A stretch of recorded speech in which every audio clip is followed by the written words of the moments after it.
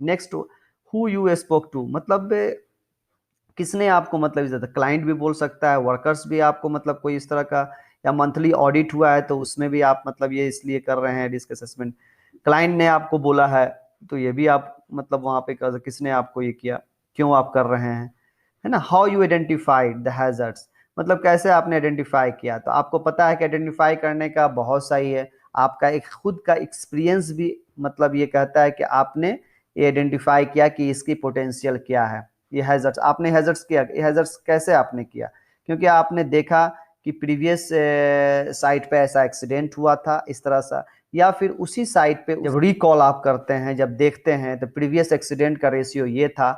तो आप उससे भी कि भाई 1 ईयर्स में ये इस तरह का एक्सीडेंट 4-5 हुआ, तो उससे भी आप वो लिख सकते हैं कि हमने मतलब I have seen, I have been working in this project and I have calculated since the 1 month there are so many accidents the similar that happens relevant this activities या relevant with this product या tools, जो भी आप लिख सकते हैं। तो ठीक है, मंथली रिपोर्ट या वीकली रिपोर्ट में आप फर्स्ट एड का भी देते हैं, उसके आप रेशियो लेते हैं कितने नंबर ऑफ फर्स्ट एड, कितने नियर मिसेज हुए, उससे भी आप आइडेंटिफाई करते हैं कि वाकई में ये पोटेंशियल्स है यहाँ पे चांसेस है इस तरह का इंक्रीज होने का, चलो यहाँ पे, तो इसलिए आपने उसे हैजर्ड्स को what is the already being done, आपने and additional control action that में रिक्वायर्ड, आप मतलब वहां पे लिख सकते हैं कोई भी जो आपने ऑलरेडी कर लिया है ना, आपने ऑलरेडी सारा चीज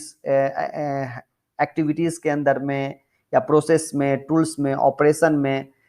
मटेरियल्स में, किसी भी चीज का आप जो जा रहे हैं रिस्क असेसमेंट करने के लिए, तो वहां पे आपने ऑलरेडी पहले भी इंस्पेक्शन किया, आप उसको रिव्यू भी किया है, आपने मतलब कम्युनिकेट भी किया है, आपने ऑलरेडी सब आपने कर लिया है, तो वो आप लिखें यहाँ पे, ठीक है। आपको फर्दर कंट्रोलिंग मेजर के लिए क्या जो चीज आपने दिया है वहां पे कि भाई ये आपका एक्चुअल है, एट ए टाइम आपका ये कंट्रोलिंग मेजर है, फर्दर ये है, तो उसके लिए भी आप मतलब कह सकते हैं कि ये जरूरी है, मैं इसलिए कंट्रोलिंग मेजर दे रहा हूं क्योंकि ये जरूरी है, क्योंकि इस तरह का एक्सीडेंट हुआ था और फर्दर कंट्रोलिंग मेजर हम लगाएंगे तो ऐसा बाद में ऐसा ना होगा, इस तरह से आप मतलब लिख सकते हैं। आप अपना सेंटेंस बना दें, कोई प्रॉब्लम नहीं है, अपने हिसाब से लिख दें, मगर हाँ वर्ड उस हिसाब से लिखे 100 से 200, और अपना रियलिस्टिक लिखें, हैं इस तरह से एक एक साइट बना लें, एक प्रोजेक्ट बना लें, उसके हिसाब से अपना एज्यूम करें और अपना लिखते चले जाएं। जैसे रिस्क असेसमेंट पे आपको पता है ये एक सेकेंड स्टेज है, अब ये फॉर्म दिया गया होगा, मैंने कुछ लिखा है, जैसे वर्क एट हाइट आपको हमने पहले बताया था, इससे पहले वाले स्लाइड में आपने देखा था कि कुछ ने एलिमेंट्स दिया था, वहाँ पे वो हैजर्ड्स के कैटेगरीज उन्होंने दिया था निबोस वाले ने, तो वाकई में वहाँ पे नॉइज हो गया, हजार्डियस सब्सटेंस हो गया, वर्क एट हाइट हो गया, है ना, एर्गोनॉमिकल हैजर्ड्स हो गया, कुछ इस तरह का जो हैजर्ड्स की जो कैटेगरीज हैं वही यहाँ पे आपको मतलब उसी के हिसाब से आपको अकॉर्डिंगली आपको यहाँ पे करना है। जैसे जैसे हैजर्ड्स कैटेगरीज एंड हैजर्ड्स की कैटेगरीज जो हो जाएगी वर्क एट हाइट, ये कैटेगरीज है, ये मेन है। क्यों क्यों कैटेगरीज है, क्योंकि वर्क एट हाइट बहुत, आप अगर स्कैफोल्डिंग पे काम करते हैं तो वो भी वर्क एट हाइट है, मैन इक्विपमेंट वर्किंग प्लेटफॉर्म पे करते हैं वो भी वर्क एट हाइट है, या आप किसी भी एलिवेटेड प्लेटफॉर्म पे काम करते हैं work at, even tower line पे काम करते हैं वो भी वर्क एट हाइट है, कोई लैडर पे काम करते हैं वो भी वर्क एट हाइट है, तो डिफरेंट ये कैटेगरीज इसलिए दिया गया है कि वर्क एट हाइट से रिलेटेड है। अब हैजर्ड्स क्या क्या है, अब ये आप जहन में बैठा लें कि आप जो सबसे, क्योंकि ऑर्गेनाइजेशन का नाम date of scope of risk assessment,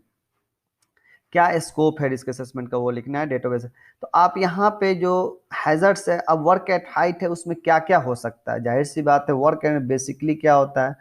मतलब जस्ट यहाँ पे समझने के लिए है कि वहाँ पे कोई फॉलिंग ऑब्जेक्ट है या मटेरियल्स फॉलिंग है, यही है ना, तो वहाँ पे आप कैटेगराइज लिखते हुए उसको थोड़ा सा डिफाइन भी करेंगे, हैं द क्लेमिंग टू टावर हमने लिखा है to cover and working ever the fall of persons, ever fall of person and fall of object होगा while working on the tower and structure, ये गिर सकते हैं ऊपर में, ठीक है, जब ये इस तरह का काम कर रहे होंगे तो ये चांसेस हो सकता है, वो हैजर्ड्स भी आपने कर दिया। Who might be harm and how, अब यहाँ पे बात आते हैं कि भाई हु माइट, जाहिर सी बात है अगर कोई भी एक्टिविटीज आप देखें, जहन में रखें कि जो एक्टिविटीज हो रहा है तो वो एक्टिविटीज में कौन कौन इन्वॉल्व्ड हैं, जाहिर सी बात है वो हो सकते हैं जैसे मान लिया कि वर्क एट हाइट पे हमारे यहाँ एक बार काम हो रहा था ट्रांसमिशन लाइन का, वहाँ पे लाइन मैन सबसे पहले अफेक्टेड है ना। सुपरवाइजर है वहाँ पे, या जो लीड मैन है अराउंड वहाँ पे रहेगा, कोई फॉलिंग ऑब्जेक्ट गिरे उस सर पे गिर जाएगा। उसी तरीके से अगर कोई विजिटर आता है, इवन सेफ्टी ऑफिसर आता है, ठीक है, क्लाइंट का कोई इंस्पेक्टर आता है, इस तरह कोई भी हो सकता है, हार्मफुल विजिटर हो सकता है, स्टेक होल्डर हो सकता है, कोई भी हो सकता है, आप वो लिख दें, ठीक है, मगर जो रिलेवेंट है कोशिश करें वो लिखें। अब यहाँ पे कुछ उसको, अब या who might be harm and how कैसे हो जाएगा, जाहिर सी बात है कि जब हम वहाँ पे आइसोलेशन नहीं है, सही तरीके से बैरिकेशन, कोई भी अनऑथराइज पर्सन इंटर होगा, बंदा काम कर रहा है तो उस पर से गिरने का चांसेस है। अगर बंदा सही तरीके से हार्नेस नहीं एंकरेज कर रहा है तो गिरने का चांसेस है। अगर अगर सही इंस्पेक्शन नहीं हुआ है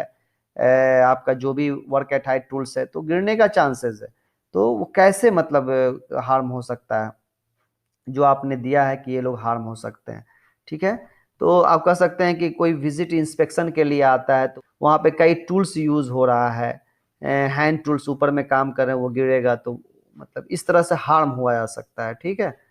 या फिर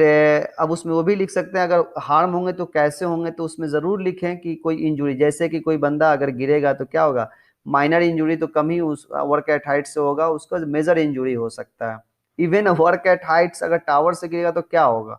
जाहिर सी बात है वो तो डेथ ही हो जाना, स्पॉट हो जाएगा, ट्रॉमा हो सकता है इस तरह से आप लिख सकते हैं, ठीक है। अगर कोई टूल्स गिरेगा तो क्या होगा, हो सकता है कि हेलमेट, या अगर हेलमेट नहीं पहने हुए तो क्या फ्रैक्चर हो जाएगा, मेजर इंजुरी, ब्लडिंग हो जाएगा, वो भी आप लिखें यहाँ पे। ये सेकंड में। थर्ड में ये रिस्क असेसमेंट की फॉर्म की बात कर रहे हैं, what are you already doing. अब देखें दो चीज है, थर्ड और फोर्थ जो आप देख रहे हैं, थोड़ा ये वीडियो लंबा हो जाए, देखें इसको, ये बेनिफिट के लिए होगा आपके लिए। What are you already doing, controlling measure लिए हुए हैं। कंट्रोलिंग मेजर इट मीन्स जो आपका साइट पे कंट्रोलिंग मेजर है, जो भी है, आप अगर देखें, अगर कंट्रोलिंग मेजर इसमें जो लिए हुए हैं, अगर 2-3 पॉइंट भी दे देते हैं काफी है, 1 2 3 करके लिखेंगे, point wise, bullet point wise लिखेंगे, ये खास कर आप ध्यान देंगे। फोर्थ में अगर देखें तो व्हाट फॉर द कंट्रोल, अगर इसमें कम लिखे 3 तो इसमें 4 लिख दे, इसमें 2 लिखे तो इसमें 4। अगर आप 3 में ही अगर ज्यादा लिख दिए कंट्रोल, मतलब आपका सारा कंट्रोलिंग मेजर है वहां पे, जितना भी चीज आपने वर्क एट, आपने टूल्स भी इंस्पेक्शन किए हुए हैं, जितना वर्क एट हाइट ट्रेनिंग दिए हुए हैं, सारे बंदे का फिटनेस सर्टिफिकेट है, रिस्क असेसमेंट है, जितने भी डॉक्यूमेंट्स हैं, प्लानिंग्स है, प्रॉपर ऑर्गेनाइजिंग किए हुए हैं, सारा रोल एंड रिस्पॉन्सिबिलिटी डिवाइड किए हुए हैं, सेफ सिस्टम वर्क है, टीबीटी है, ठीक है, इमरजेंसी प्लानिंग वहां पे ऑन प्लेस है, हर चीज आपने दे दिया, तो नहीं है जरूरत फोर्थ में देने का। मगर इससे से कि इमरजेंसी प्लानिंग मिसिंग था, तो जाहिर सी बात है कि अगर ऐसा होगा इंसिडेंट, ये 2 में जो दिया है, तो उसके लिए इमरजेंसी प्लानिंग होना है, तो नर्स फर्स्ट एड है कि नहीं वहां पे। अब यहाँ पे देखें थर्ड में, what are you already doing, क्या क्या कर रहे हैं आप, तो वहाँ पे बहुत सा जो चीज़ है आपने मना किया है कि भाई ये नहीं होना चाहिए, ये नहीं होना चाहिए, ये होना चाहिए, ये होना चाहिए, आप वो टोटल चीज़ लिख दें यहाँ पे, ठीक है। आइसोलेशन होनी चाहिए, वर्क एट हाइट से आइसोलेशन होना चाहिए, लोन वर्किंग अलाउ नहीं है, इंस्पेक्शन होनी चाहिए, टूल्स का इन्वेंट्री हो जाए, डॉक्यूमेंटेड भी होनी चाहिए, ट्रिब्यूट सेफ सिस्टम वर्क होना चाहिए, total of what are you doing already कर दिए। फोर्थ में आपने उसमें सिर्फ लिख दिया, आपने 2-3 पॉइंट लिख दिया कि भाई अगर एम्बुलेंस होता है तो जाहिर सी बात है कि बेस्ट होगा, ठीक है, क्योंकि इमरजेंसी हम रिमोट एरिया में काम कर रहे हैं, आप लिख सकते हैं, तो वहां पे इमरजेंसी एम्बुलेंस होनी जरूरी है ऑल टाइम,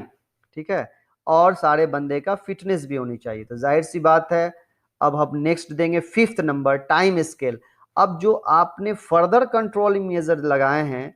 तो जाहिर सी बात है कि वो अभी हुआ नहीं है और होने वाला है,